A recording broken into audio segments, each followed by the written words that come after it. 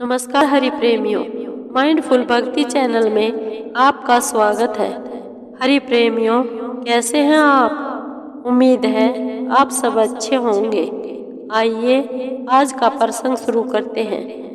अहोई अष्टमी का व्रत कब है, जानिए कथा विधि, व्रत, मुहूर्त और महात्म क्या है।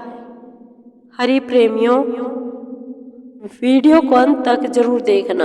अगर आप चैनल पर नए हैं तो प्लीज सब्सक्राइब करें और बेल आइकॉन जरूर दबाएं ताकि आप तक हमारे सारे नोटिफिकेशन पहुंचते रहे। हरि प्रेमियों, आइए जानते हैं अहोई अष्टमी व्रत के बारे में। कार्तिक माह में कई बड़े त्योहार मनाए जाते हैं। कार्तिक माह में कृष्ण पक्ष की अष्टमी को अहोई अष्टमी का व्रत रखा जाता है। हिंदू धर्म में पति की लंबी आयु, संतान प्राप्ति और उत्तम स्वास्थ्य के लिए कई व्रत रखे जाते हैं। इन्हीं में से एक व्रत अहोई अष्टमी का है। इस दिन महिलाएं अपने संतान के लिए भूखी प्यासी रहकर उनकी लंबी आयु के लिए व्रत रखती हैं। अहोई अष्टमी का व्रत करवा चौथ के 4 दिन बाद रखा जाता है। इस दिन अहोई माता की पूजा की जाती है। पूजा के दौरान कथा का श्रवण करने और सुनने से शुभ फलों का प्राप्ति होती है। पंचांग के अनुसार अहोई अष्टमी व्रत कार्तिक माह के कृष्ण पक्ष की अष्टमी को रखा जाता है। इस बार अहोई अष्टमी 17 अक्टूबर को पड़ रही है। इस दिन संतान सुख, बच्चे की दीर्घायु और उज्जवल भविष्य के लिए महिलाएं भगवान शिव और पार्वती की पूजा करती है। इस दिन तारों को देखकर व्रत का पारण किया जाता है। तारों को अर्घ्य देकर व्रत खोलते हैं। हिंदू पंचांग के अनुसार अहोई अष्टमी तिथि 17 अक्टूबर 2022 सुबह 9:29 से शुरू हो रही है और 18 अक्टूबर सुबह 11:57 तक है और पूजा का मुहूर्त है 17 अक्टूबर को शाम 5:57 से लेकर रात 7:12 तक। तारों को देखने का समय है 17 अक्टूबर शाम 6:20 तक। अहोई अष्टमी की कथा है। प्राचीन काल में किसी नगर में एक साहूकार रहता था। उसके 7 लड़के थे। दिवाली से पहले साहूकार की स्त्री घर की लीपापोती हेतु मिट्टी लेने खदान में गई और खुदाल से मिट्टी खोदने लगी। दैवयोग से उसी जगह एक सेह की मांद थी। सहसा उस स्त्री के हाथ से खुदाल बच्चे को लग गई, जिससे सेह का बच्चा तत्काल मर गया। अपने हाथ से हुई हत्या को लेकर साहूकार की पत्नी को बहुत दुख हुआ, परंतु अब क्या हो सकता था। वह शोकाकुल पश्चाताप करती हुई अपने घर लौट आई। कुछ दिनों बाद उसके बेटे का निधन हो गया। फिर अकस्मात दूसरा, तीसरा और इस प्रकार वर्ष भर में उसके सभी बेटे मर गए। महिला अत्यंत दुखी रहने लगी। एक दिन उसने अपने आस पड़ोस की महिलाओं को विलाप करते हुए बताया। उसने जानबूझकर कभी कोई पाप नहीं किया।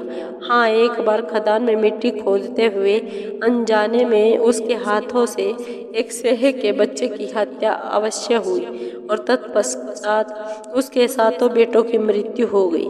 यह सुनकर पास पड़ोस की वृद्ध औरतों ने साहूकार की पत्नी को दिलासा देते हुए कहा, यह बात बताकर तुमने जो पश्चाताप किया है उससे तुम्हारा आधा पाप नष्ट हो गया है।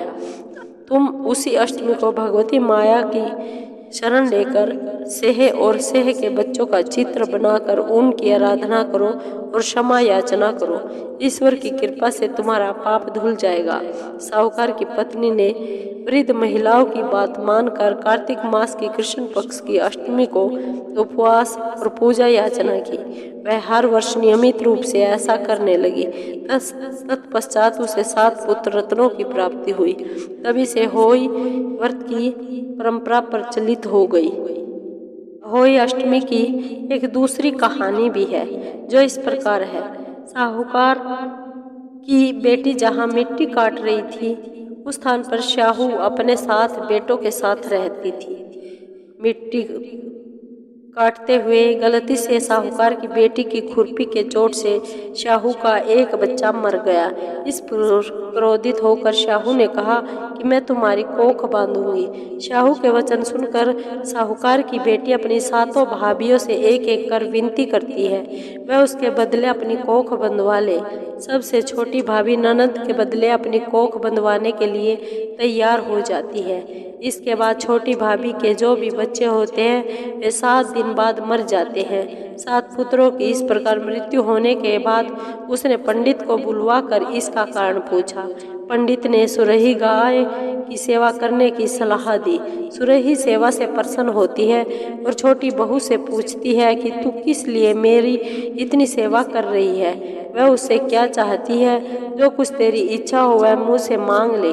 साहूकार की बहू ने कहा, शाहू माता ने मेरी कोख बांध दी है जिससे मेरे बच्चे नहीं बचते हैं। यदि आप मेरी कोख खुलवा देती मैं आपका उपकार बहुत मानूंगी। गाय माता ने उसकी बात मान ली और उसे साथ लेकर 7 समुद्र पार शाहू माता के पास ले चली। रास्ते में थक जाने पर दोनों आराम करने लगते हैं। अचानक साहूकार की छोटी बहू की नज़र एक ओर जाती है। वह देखती है एक सांप गरुड़ पंखनी के बच्चे को डसने जा रहा है और वह सांप को मार देती है। इतने में गरुड़ पंखनी वहां आ जाती है और खून बिखरा हुआ देखकर उसे लगता है छोटी बहू ने उसके बच्चे को मार दिया है। इस पर वह छोटी बहू को चोंच मारना शुरू कर देती है। छोटी बहू इस पर कहती है उसने तो उसके बच्चे की जान बचाई है। गरुड़ पंखनी इस पर खुश होती है और सुरही सहित उन्हें शाहू के पास पहुंचा देती है। वहाँ छोटी बहू शाहू की भी सेवा करती है। शाहू छोटी बहू की सेवा से प्रसन्न होकर उसे 7 पुत्र और 7 बहू होने का आशीर्वाद देती है। शाहू छोटी बहू को 7 पुत्र और 7 पुत्र वधुओं का आशीर्वाद देती है और कहती है कि घर जाने पर तू अहोई माता का उद्यापन करना। 7 अहोई बनाकर 7 कढ़ाई देना। उसने घर लौटकर देखा तो उसके 7 बेटे और 7 बहुएं बैठी हुई मिली। वह खुशी के मारे भाव विभोर हो गई। उसने 7 अहोई बनाकर 7 कढ़ाई देकर उद्यापन किया।